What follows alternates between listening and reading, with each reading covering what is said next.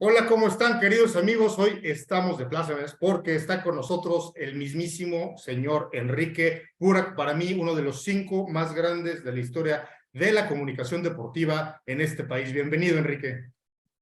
No, hombre, Carlos, te lo agradezco muchísimo, la verdad, bueno, gracias por la invitación y logras por incluirme en ese número que me parece totalmente inmerecido, pero bueno, muchísimas gracias. No, la verdad es que sí, aparte, bueno, tú eres, la verdad, y te lo digo, y no por otra cosa, sino una leyenda en vivo por lo que has hecho, por lo donde has hecho, has cubierto, claro, Super Bowls, Juegos Olímpicos, has cubierto un poco de todo. Sin embargo, el prestigio que tienes allá afuera, no cualquiera lo tiene, y además, bueno, integrante de los Tres Amigos, ¿no? Integrante, totalmente pleno de los Tres Amigos, y ahora integrante del Dream Team, que siempre los menciono porque luego se me sienten, entonces, otra vez, ¿quién es el Dream Team? El señor Roberto Abramovich, el señor Raúl Alegre, el señor Carlos Tapanava, Iván Pirrón, el señor Ciro Procuna, Javier Trejo Garay, que luego ayer estuve conmigo un ratito, Juan Carlos Vázquez y Pablito Viruega, y claro, por supuesto, el mismísimo señor Enrique Burak. Entonces, pues ahora, muy contentos por este nuevo emprendimiento que estamos haciendo. ¿Cómo ves, Enrique? No, está muy bien, la verdad es que la posibilidad de unir fuerzas para ofrecer un producto que pueda resultar atractivo para los anunciantes y a su vez también para el público que quiera escucharlo o verlo, y además quienes tenemos una formación diferente, que formamos parte de empresas distintas, pero que a la vez tenemos la posibilidad de unirnos. La verdad es que me parece una muy buena idea y además pues todos ellos son muy buenos amigos. Oye, chistoso, porque dices ahorita de una formación diferente. Tú eres contador público, por cierto. Creo que dista mucho la contaduría pública de esta imagen, ¿no? De medios masivos de comunicación y más de los deportes, ¿eh? ¿Qué pasó ahí? Pues sí, ¿verdad? Es algo que me preguntan mucho. Lo que pasa es que yo me quería dedicar a la comunicación, a narrar partidos, pues desde que tenía, yo creo que 10, 11 años. Mi papá me regaló una grabadora y en ese momento me puse pues, a grabar partidos. Por ahí tengo la ceremonia de inauguración de los Juegos Olímpicos de Montreal 76. Pero pues la verdad es que no sabía si es que iba a conseguir chamba en este negocio o no. Conocí a Fernando Schwartz, quien fue quien me abrió las puertas de Televisa y empecé a venir cuando estaba en tercero de preparatoria. Pero insisto, no sabía si es que iba a poder conseguir chamba. Entonces decidí hacer un plan B, que fue estudiar contaduría en la Escuela Bancaria y Comercial. La gente que conoce la Ciudad de México pues estaba ahí en Reforma Insurgentes. Ahora ya se mudaron. Y pues ahí tuve la posibilidad de hacer la carrera y de terminarla, y a la vez, a la par, pues ya estaba yo iniciando aquí en Televisa, y con el paso de los años, de hecho, tengo un contador que me lleva mis cosas porque no ejercí nunca, pero pues esa es la historia, ¿no? Era literalmente un plan B la cuestión de la contaduría. Fíjate qué interesante. Y sí, yo no sabía que ya no estaba la escuela bancaria y comercial ahí mismo. A mí todavía me tocó, digo, conocerla por fuera, pero bueno, qué bárbaro. Mira, y ahora ya está un contador, te lleva tus cosas. Oye, ¿y siempre has vivido en la Ciudad de México? Sí, bueno, casi siempre, y el casi viene porque nací en San Luis Potosí. Mi papá trabajaba en Grupo Vitro, y él tenía asignada la zona del Bajío, entonces su base era San Luis Potosí, y bueno, pues nací ahí, de hecho en el mismo hospital donde nació Nery Castillo, el futbolista. Ah, ok. Seguramente habrá algunos otros personajes de relevancia que nacieron en ese hospital en el Díaz Infante.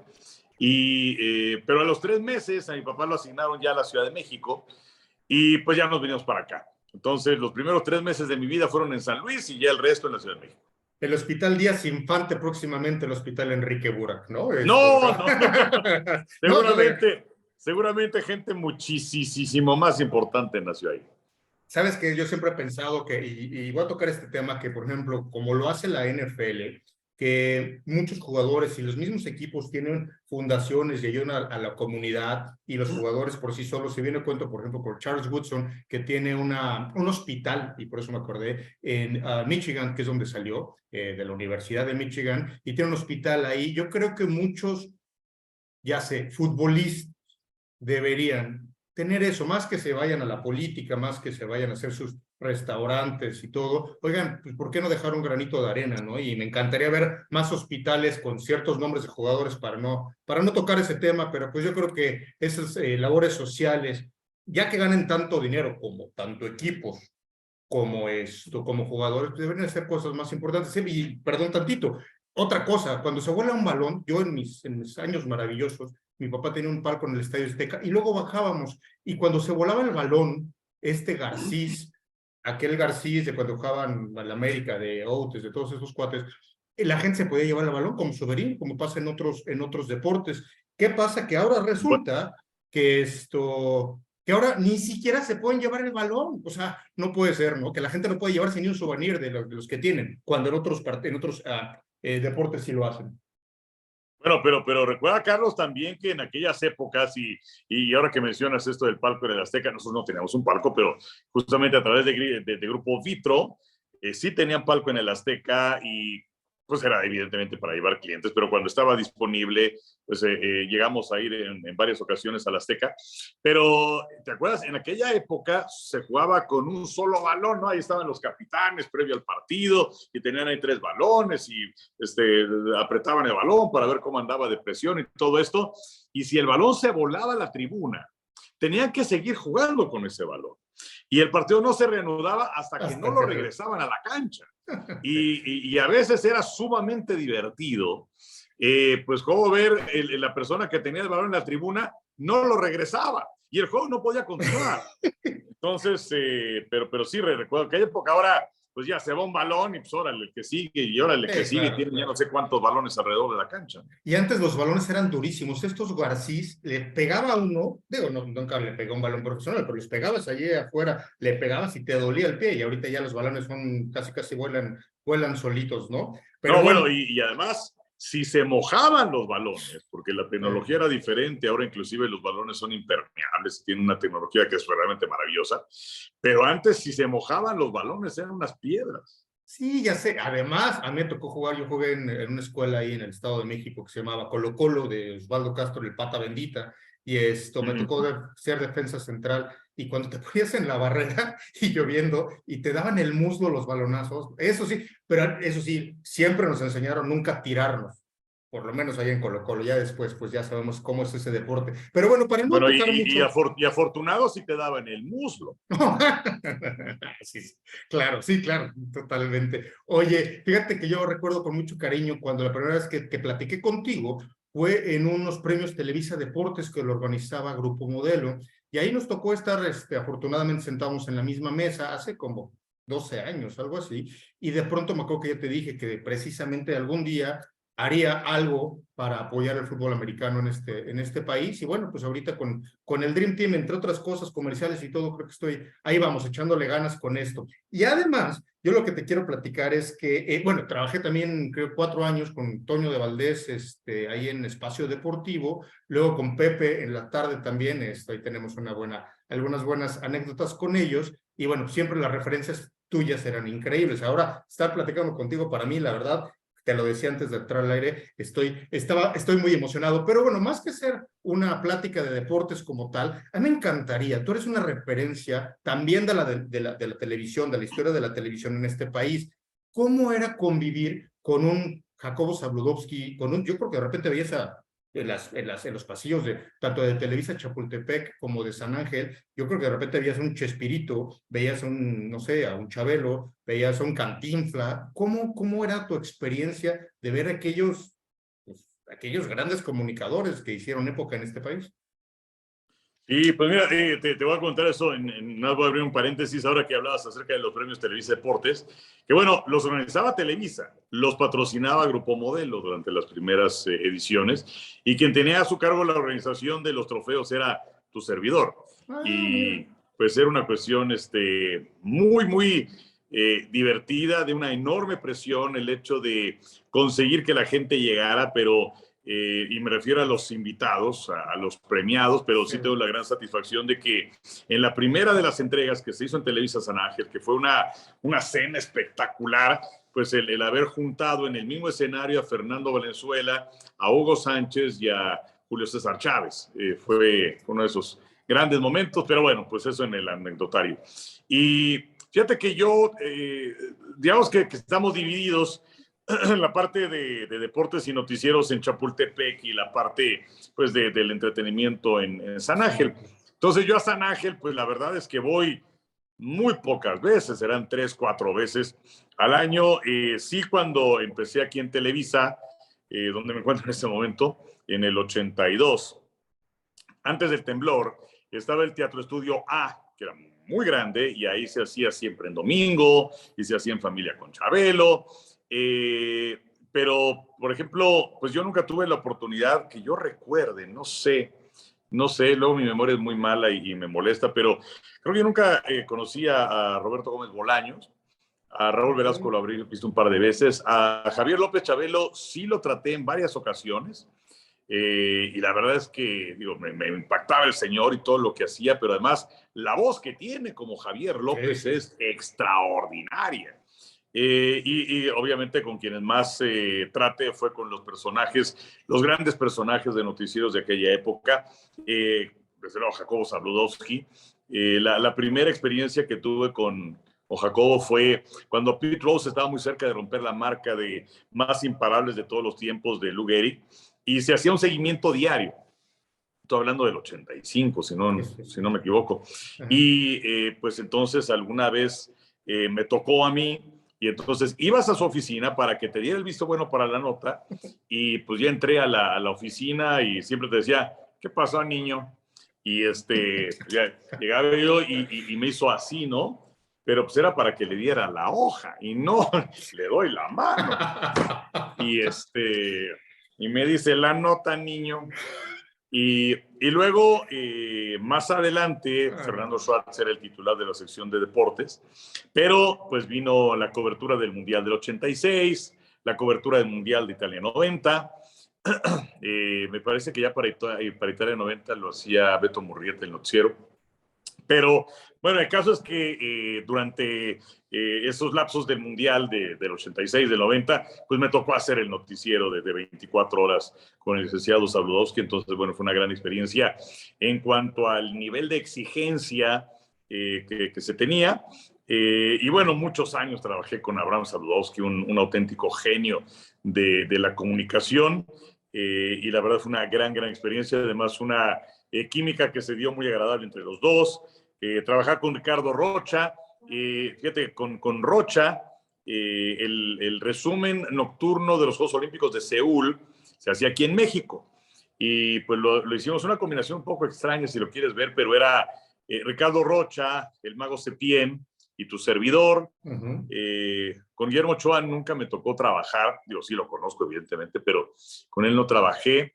Y así, ¿no? Bueno, Jorge Berry, desde luego, que Jorge fue, yo creo que la persona que más me ha impulsado en mi carrera aquí en Televisa, lo considero como un segundo padre. Y en fin, o sea, la verdad es que en cuanto a esa gente de noticias, y por otro lado, pues, no sé, con mozos de la comunicación como don Fernando Marcos. Conocí a Ángel Fernández, para mí el mejor narrador de fútbol que existió en este país, siempre imitado, nunca igualado, aunque no trabajé directamente con él, pero sí lo conocí. El Mago Septién, Sonia del Arcón, Fernando Bonrosum, don Tony Andere, leyendas, ¿no? Leyendas de la comunicación en nuestro país. Wow, no, sí, siempre. Oye, ¿qué fue de Jorge Berry? ¿Qué ha sido de Jorge Berry? Jorge, en este momento está viviendo en Puerto Vallarta, trabaja para el financiero y hace cosas localmente para Puerto Vallarta, ¿no? Pero pues la verdad es que para quienes ahora lo ubican quizás un poco más en la cuestión de información general o política, pues él fue un extraordinario comunicador en los 70s.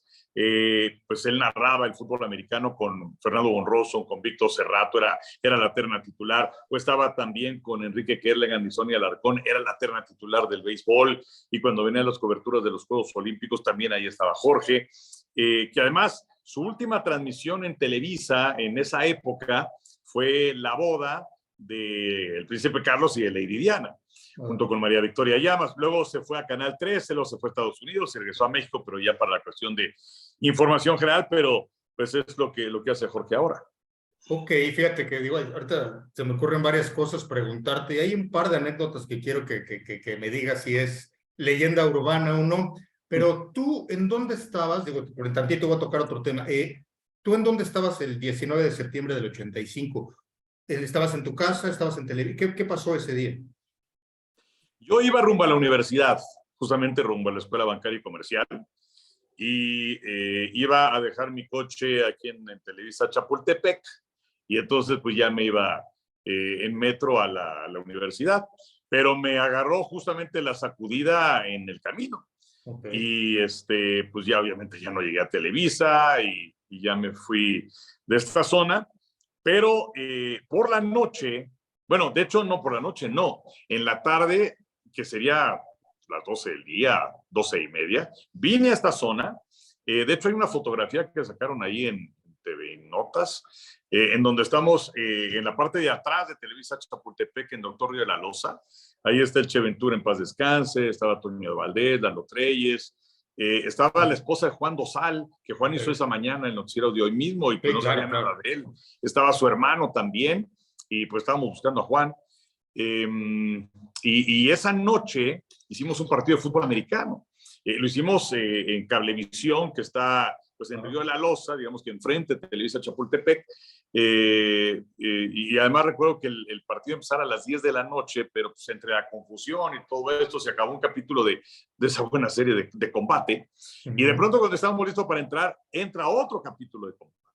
Entonces empezamos a las 11 de la noche narrando en un monitor así de chiquitito, blanco y negro, y además con dos micrófonos de los Lavalier, ¿no? Que son los micrófonos que pones acá. Entonces, un micrófono lo tenía Toño de Valdés y el otro nos lo íbamos prestando Pepe y yo. Pero ese fue ese 19 de septiembre que, bueno, llegar obviamente a Chapultepec fue muy caótico, pero yo tuve fortuna, me metí en unas callecitas y llegué a media cuadra. Toño y Pepe dejaron el coche lejísimos y pues salimos a las 2 de la mañana de acá. Y hacer ese recorrido a la casa sí fue una sensación muy, muy fuerte, ¿no? Un silencio total y ver los edificios caídos fue una cosa terrible. Sí, fantasmagórico y más en Televisa. Yo, fíjate, muy pequeño todavía fui a los televiteatros a ver José el Soñador con Landeta. Sí, Obvio, cuando existían y de pronto cuando se cae aquello, porque para mí José el Soñador fue la primera obra de teatro musical que vi, que me llevó mi papá, y saber que ya no existía eso, y luego empezar a entender que la gente yo estaba muy pequeñito, yo no entendía lo que sucedía y saber que la gente se podía morir fue como para mí, y tan cerca, digo, yo vivía en el Estado de México, en Arboledas, el Estado de México, mi madre me acuerdo que dijo, híjole, si se sintió aquí en el cerro del Estado de México, en Arboledas, ¿cómo habrá estado en el centro de la ciudad? Y yo decía, ok, y nada, la verdad es que digo, viene a cuento, no por otra cosa, sino bueno, pues tú estando en Televisa y estando en aquella zona, pues la verdad es que ha de haber sido impresionante ver aquellos edificios donde tú estuviste adentro con aquellas personas con las que conviviste y de pronto pues ya no está nada de eso, ¿no? Y me acuerdo de la narración épica de Jacobo Zabludovsky, ¿no? De que aquí está el hogar donde he pasado más tiempo en este lugar, en esta oficina, que con mi familia. La verdad es que yo creo que de las narraciones épicas, históricas, mundiales, está esa de Jacobo, ¿no? Ese día, ¿no? Con la visión que tenía aquel señor. no, la capacidad de descripción, la formación que tuvo en la radio, que también es importante, el hecho de, bueno, la tecnología, estás hablando del 85 y pues eran muy pocas las personas que tenían un celular en su coche Sí, sí, o un sí. teléfono en su coche y fue gracias a ello que tuvo la posibilidad de transmitir y pues sí fue dramático ese relato y pues también enterarnos de gente que pues lamentablemente quedó en los escombros, el Cisne, que era una cafetería que se encontraba prácticamente a la entrada en Televisa Chapultepec, o sea, llegabas a la recepción a la derecha, ahí estaba el Cisne, y pues varias personas que lamentablemente perdieron la vida. En la cuestión de deportes, pues estaba de guardia Gerardo Valtierra, que lamentablemente falleció por COVID, pero él sobrevivió el temblor y bueno, pues él logró salir, bueno, Juan Dosal, desde luego, y había un bolero, el Copetes, que también se encontraba en esa zona y que se metió abajo de uno de esos como cubículos y pues la libró también. Pero otras personas, como el señor Villanueva, que era jefe de redacción de Hoy Mismo y algunos otros, pues lamentablemente fallecieron. Un queridísimo, queridísimo amigo, Félix Sordo, que pues también fue muy importante en mi vida en esa época, pues lamentablemente también falleció, él formaba parte del grupo de Hoy Mismo. Entonces sí, fue una época complicadona. Sí, me imagino, y fíjate que también te ha de haber tocado ya para, ¿no? Cambiar de mood. Aquel terremoto de la Serie Mundial entre Oakland y San Francisco, nosotros tuvimos la oportunidad de ir como un par de meses después a visitar San Francisco por otras cuestiones y se sentía ese ambiente de aquel puente, doble puente que se cayó uno sobre otro, pero no sé si tú estabas en el estadio cuando sucedió eso.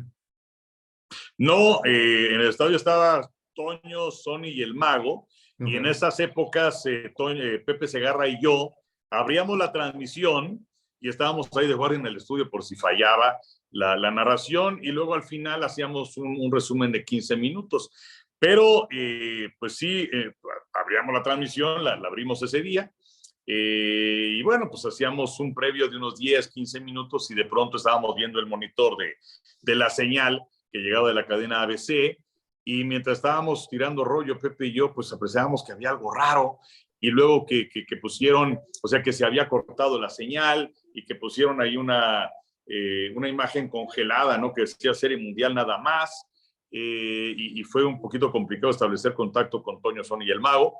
Y luego, pues ya sobre la marcha nos fuimos dando cuenta de lo que estaba sucediendo, evacuaron a toda la gente en el estadio, pero pues a Toño, Sony y el Mago les dijeron que no se movieran, cuando pues con las comunicaciones que se vivían y todo esto en aquella época, estás hablando del 89, pues ellos yo creo que eran los que menos sabían de lo que estaba sucediendo, pero pues querían que tuviéramos una línea con ellos abierta, y entonces Pepe y yo, lo que empezó siendo una transmisión de un partido de béisbol, pues se convirtió en una transmisión para dar a conocer lo que estaba sucediendo en esa área de San Francisco, de la bahía en realidad, el puente que comentas, el Bay Bridge, pues sí, Okay. efectivamente se cayó la parte superior sobre la inferior y mucha gente murió ahí.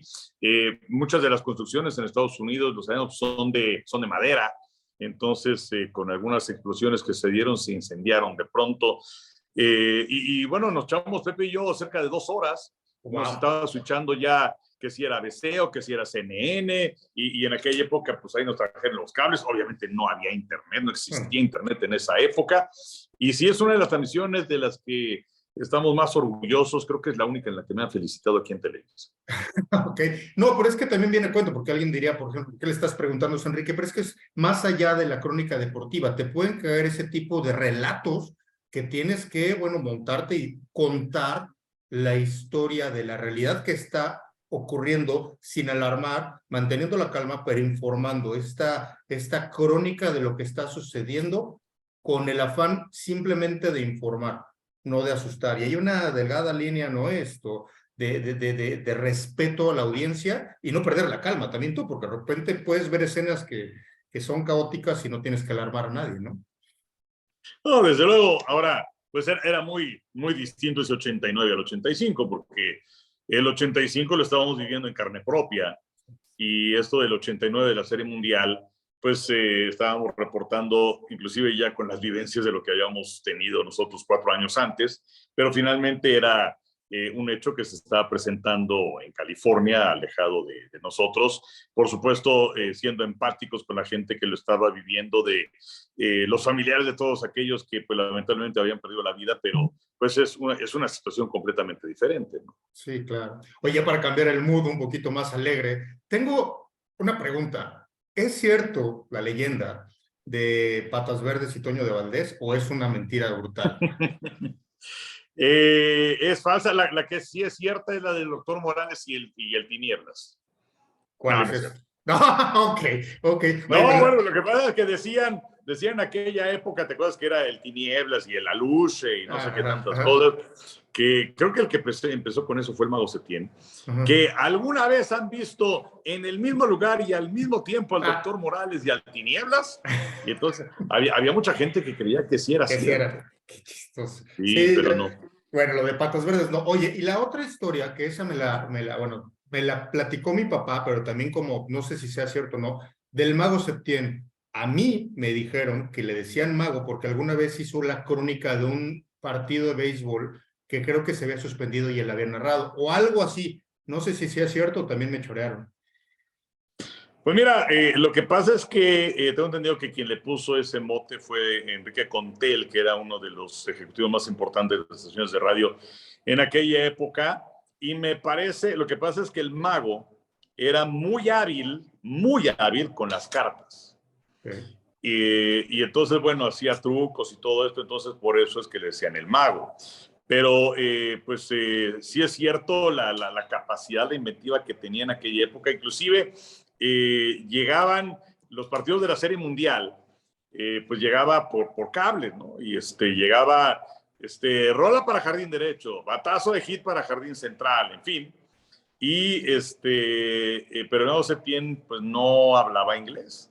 Y cuenta la leyenda que Sonny Alarcón, que pues era un chavo en aquella época, su papá, don Benjamín Alarcón, era un hombre importante en el periodismo, en el periódico La Afición, que era de los más importantes en la Ciudad de México, fundado por Fray Nano, y que además escribía de lo que sucedía en el hipódromo y en el Frontón México. Entonces, Sonny le echaba la mano al mago. Y entonces tenían ahí ya sus claves, ¿no? De si era un elevado para jardín derecho, pues ya le hacía así Sonny, o si era una rola al short, en fin. Cuenta la leyenda que cuando se acabó esa serie mundial, pues el mago no le pagó a Sonny.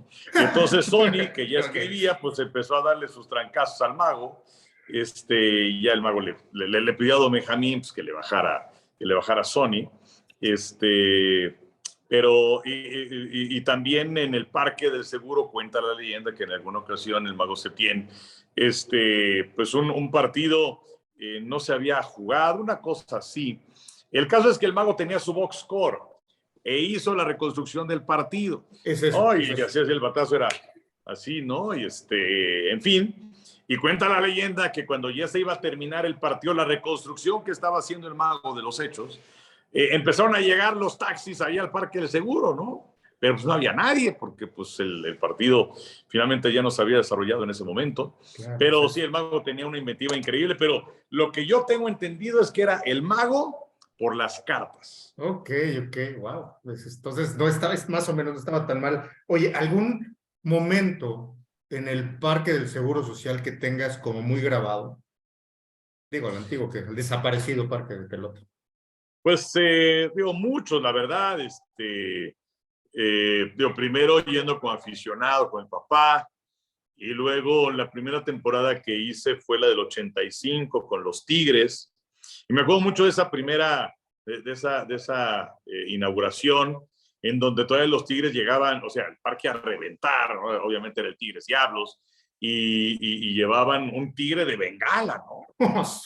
Entonces era una cosa verdaderamente impresionante. Don Alejo Peralta, que el dueño de los Tigres, obviamente, uno de los hombres más poderosos, no nada más de la Liga Mexicana, sino de México, ¿no? Dueño de USA.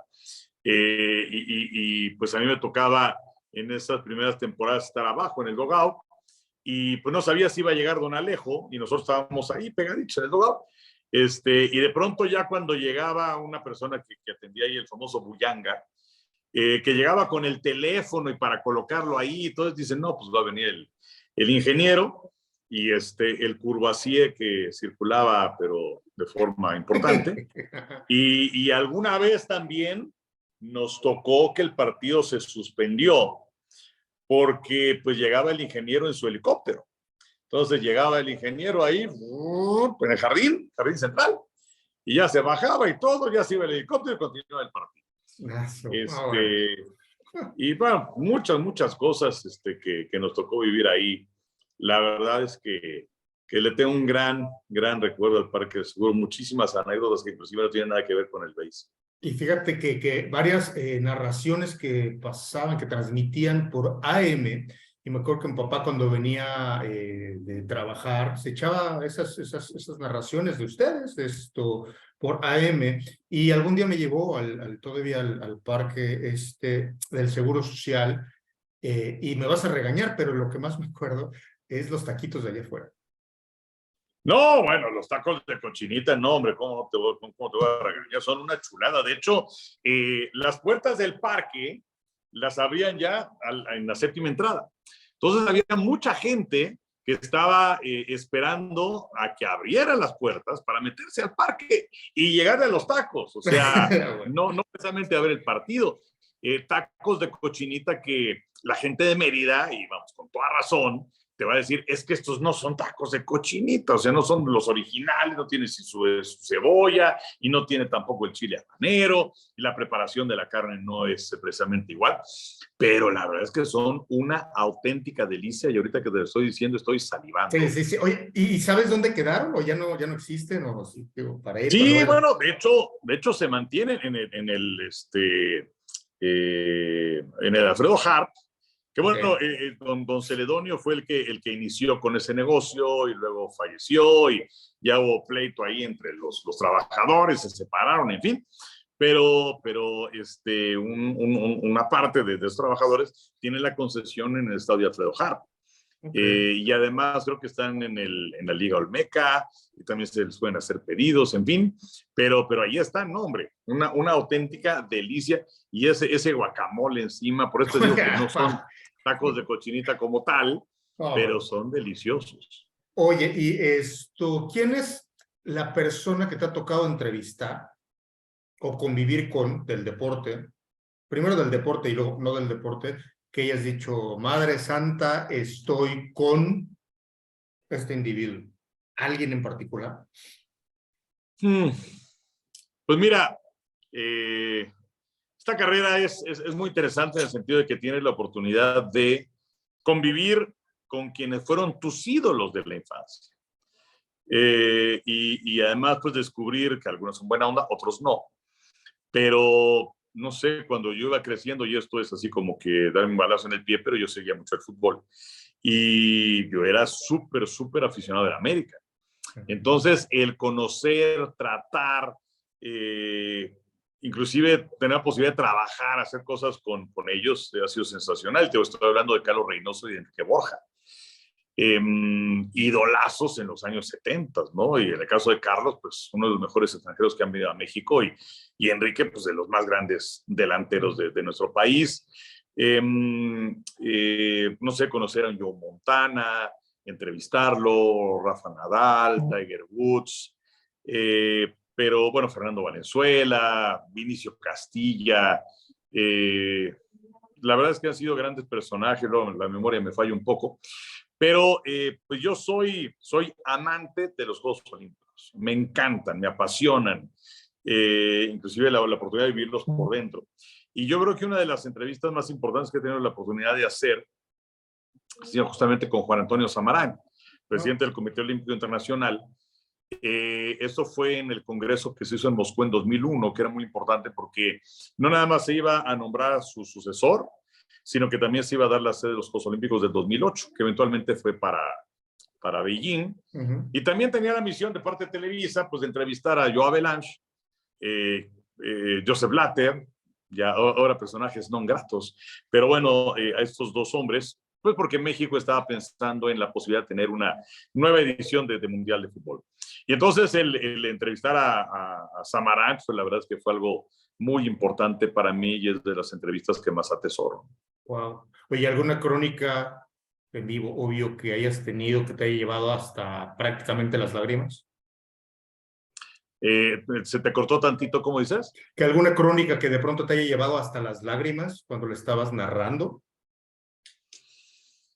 Uh, no sé, no soy una persona que sea muy sentimental, aunque bueno, si veo una película así, me ruedan las lágrimas, pero sí te puedo decir de la emoción que me ha despertado, ¿no?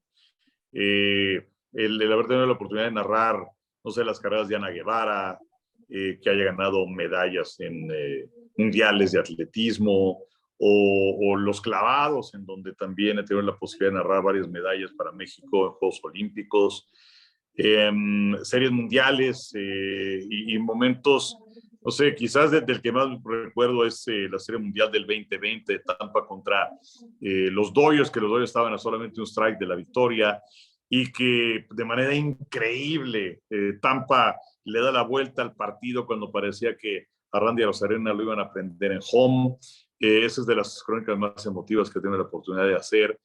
En fin, no sé, han sido varios los momentos, pero más bien de emoción, de contagiarme de lo que estaba sucediendo, de el intentar también transportar a la gente a lo que se está viviendo en esos estadios, pero algo así que me lleve a las lágrimas, no lo recuerdo.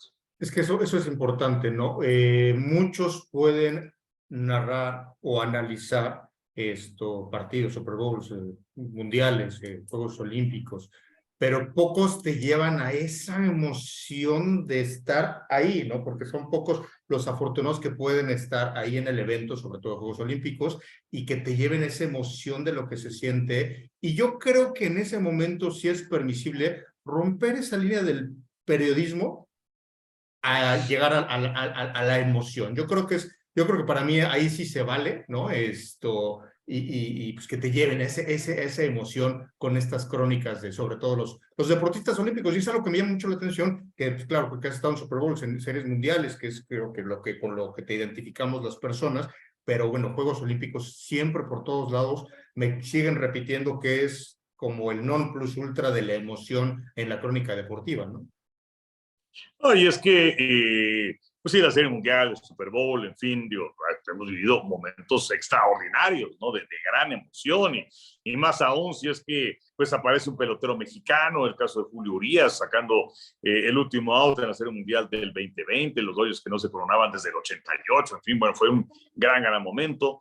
Pero ya cuando vienen los Olímpicos, pues ahí ya es México, ¿no? Y el tener la posibilidad de ver tu bandera en el podium y la entrega de una presea para el deportista de tu país, que además estos deportistas se parten auténticamente el alma y nos olvidamos de ellos por el espacio de 4 años y muchas veces se entrenan en condiciones precarias y luego no llegan los apoyos para ellos y la familia tiene que hacer su esfuerzo también, inclusive hasta para lo más elemental que pueden ser los uniformes. Y pues te enteras de las historias por las cuales atraviesan, de ese sufrimiento, de ese esfuerzo, de esa dedicación, de que pues no tienen los recursos suficientes y aún así ahí están duro y dale con tal de cumplir su sueño y de pues, compartir el éxito que ellos han logrado de manera individual con nosotros y con el país. Pues la verdad es que es algo sensacional y son grandes momentos. Son grandes momentos y son grandes guerreros porque, como bien dices, luego no tienen de verdad ni para el transporte ni para comer y están entrenando y dicen, oye, espérame, y luego ganan medalla, ¿no? Dices, oye, ¿cómo le hacen? Y ciertos otros deportes que de repente son millonarios y se la pasan tirándose y dices, oye, espérame, ¿no? Vamos a hacer un poquito más equitativa la cuestión. Ojalá se pudiera hacer algo como para saber y apoyar a estos deportistas que son de élite, pero pues no tienen las posibilidades. Y por eso luego México nos preguntamos por qué en los Juegos Olímpicos somos una potencia con tanta gente que tenemos, pues porque no hay un buen apoyo, un buen seguimiento. Simplemente ya para no desverme mucho, pero el tenis de antes en este país, éramos una, digo, no potencia tal vez mundial, pero sí lo fuimos. De repente en Copa Davis competíamos, de repente había buenos atletas del tenis y de pronto se perdió todo lo del tenis. Ahorita yo no sé qué habrá sucedido, pero bueno, así como el tenis, así como Juegos Olímpicos, así como muchas justas deportivas que no se apoya, pero bueno, estamos apoyando solo casi a un deporte y eso es lo que creo que tiene en algún momento que cambiar y bueno, puede ser a través de los patrocinadores, si se pudiera, ¿no? Pero bueno, Enrique, yo sé que tenemos un poquito ya de prisa, se nos está acabando el tiempo, la verdad es que agradecido estoy con todo lo que hemos platicado. Oye, a ver, define, si se puede, a los tres amigos, ¿qué significa estar, cuántos años tienen? Como 1324 años juntos, ya han viajado por todo el mundo y varias galaxias más, ¿qué se siente? Pues la verdad es que mira, ante todo creo que somos muy afortunados de haber tenido esta continuidad durante tanto tiempo, el apoyo de nuestros jefes, ¿no? Que salvo en algunos momentos en donde pues han venido algunos movimientos y todo esto, pero que nos hemos mantenido. La verdad es que pues es motivo de satisfacción, pero sobre todo de agradecimiento para con los jefes, para con la vida porque bueno, pues a todos nos ha tocado trabajar pues, con muchas personas, ¿no? Con muchos compañeros, con analistas, y pues la verdad es que el 99.9% personas extraordinarias, pero bueno, el hecho de que se haya dado este camino tan largo que empezamos, digamos que ya de manera fija en el americano en el 85, aunque ya habíamos hecho algunos partidos antes por ahí del, no sé, 83, 84, seguramente algún partido colegial, que habrá sido el primero que hemos hecho juntos, pero pues empezamos pues, como compañeros y luego seguimos ya como amigos.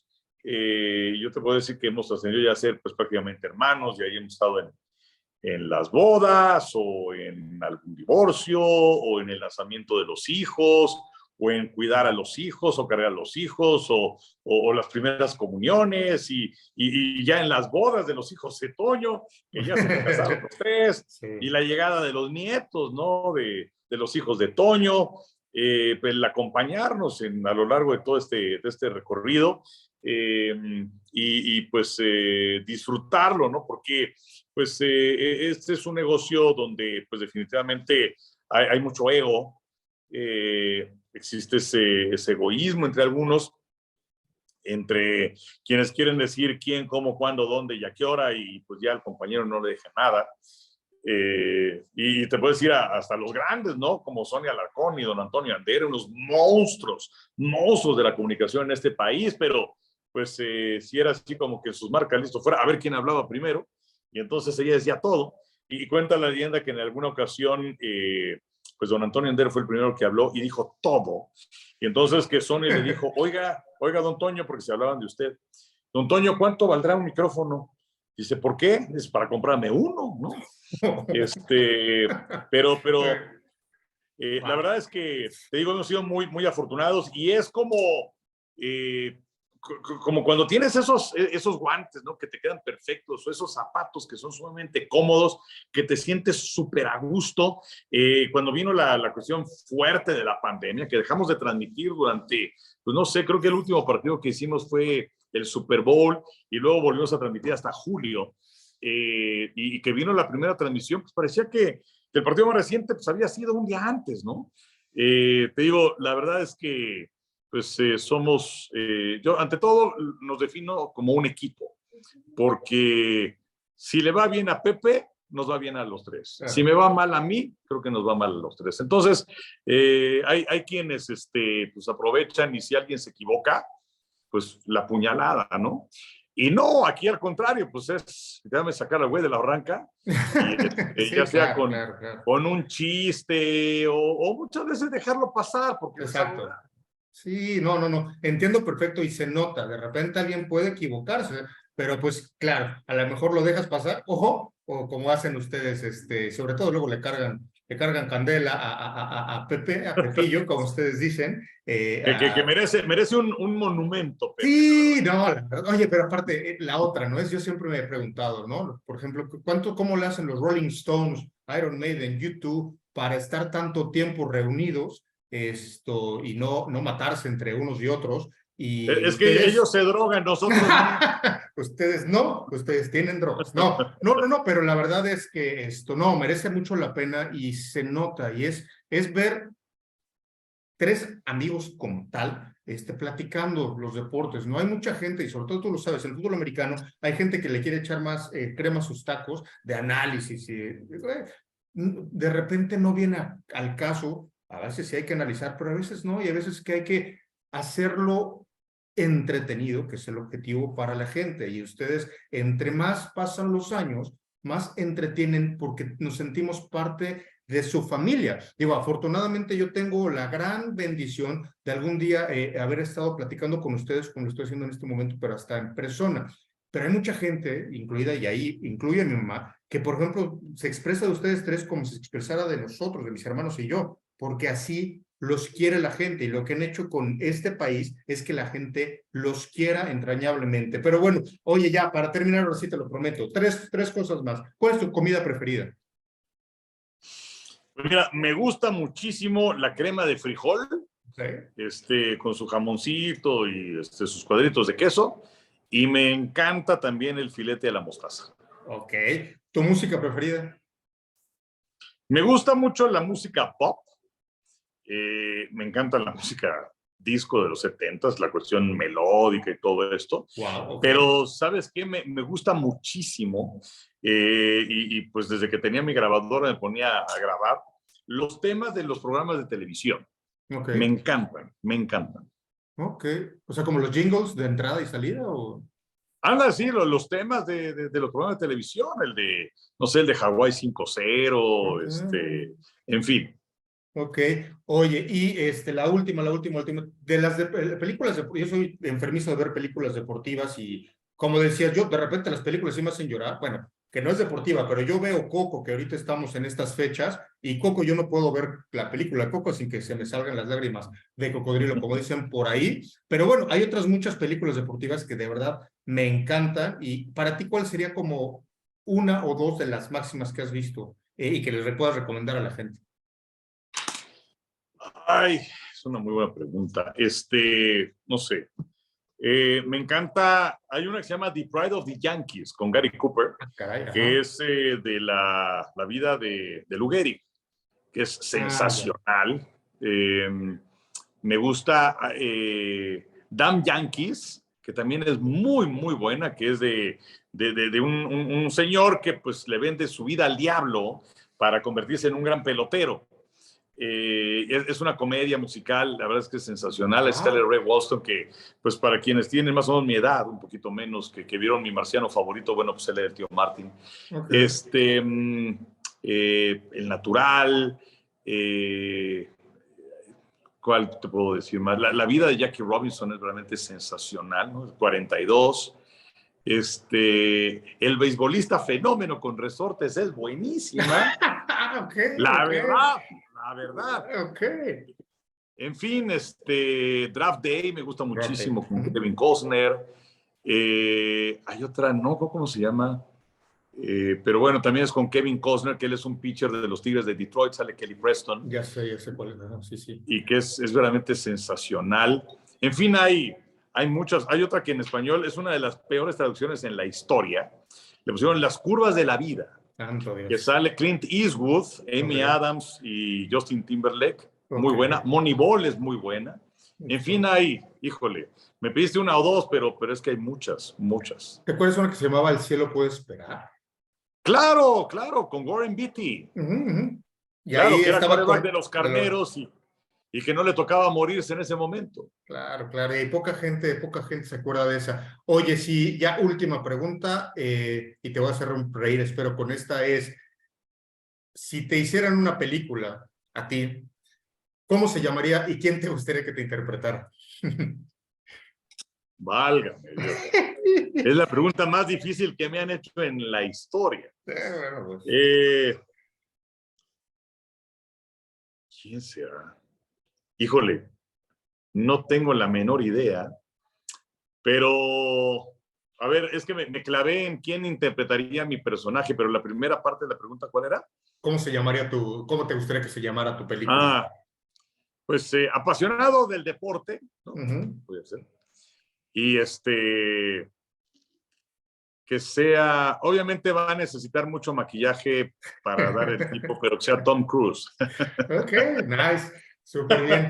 No, súper bien, me gusta. Pues muy bien, Enrique, oye, pues me te dije que te ibas a reír. Oye, nunca, digo, ya, rápido, mucha gente, o sea, los que de pronto te hemos conocido, eres un tipo con un humor, es que no sé si la palabra negro sea, pero con un humor diferente. O sea, tú puedes estar muy serio, tú puedes estar, ya sabes, como hablando, no te ríes, pero a todo mundo nos tienes muertos de risa y eso pasa en las transmisiones y en algunos. Les recomiendo con B de Burak, que es el esfuerzo que tiene en YouTube Enrique, pero también que, claro, los tres amigos. Pero lo que voy a eso, ¿no? Que estás con los tres amigos, estás sentado, estás en el celular y de repente, no sé, Pepillo dice alguna cuestión y tú dices algo y te quedas callado y te quedas serio y tienes a las otras dos personas, a Toño y a Pepillo, muertos de risa. Entonces, ese tipo de cosas es algo que es un valor agregado que tú tienes. La cuestión es, ¿nunca has pensado en hacer como tipo comedia, stand-up comedy o algo así? Pues no, yo no sé, yo creo que no tendría la capacidad para hacerlo, respeto mucho a quienes lo hacen. Sí me gusta mucho el humor negro, el sarcasmo, la ironía. ¿De dónde brota? No tengo la menor idea. Sí creo que a veces es ver la vida de una forma distinta. Mi hija Tania, con quien hago con B de Burak, yo sí que gracias por el anuncio, pero pues ella pues creo que lo tiene todavía mucho más refinado y simplemente brota, ¿no? Y no es burlarse de la gente, creo yo, sino es más bien burlarse de las situaciones, ¿no? que ocurren y que se dan, y ver las cosas de una forma distinta. Pero pues, la verdad es que me encanta esa, no sé, el humor negro me fascina. Ah, pues muy bien. Oye, Enrique, de verdad, muchas gracias por este esfuerzo, por esta plática. Ahí ojalá se pueda repetir más porque se quedan muchas cosas en el tintero. Sobre todo eso, cosas anecdóticas, más allá del deporte. La vida es un arcoíris increíble de temas y bueno, la gente te conoce por los deportes, pero merece la pena que te conozca un poquito más del gran ser humano que eres y el gran comunicador, gran padre y un ejemplo de cómo debe ser un buen ser humano, aunque tenga un micrófono atrás y sea una leyenda en vivo, como los más grandes siempre son los más humildes. Muchísimas gracias y muchas bendiciones, Enrique. No, hombre, gracias a ti, Carlos, gracias por tus palabras, gracias por la entrevista, cosas diferentes que nunca antes me habían preguntado, así que, bueno, estoy agradecido contigo y pues un saludo para todos. Ok, gracias, que estén bien. Nos vemos, Enrique. Que tengas excelente Adiós. día. Hasta luego, chao. Y ahora no puedo desconectar esto. Parte de... Gracias, Enrique. Nos vemos. Bye.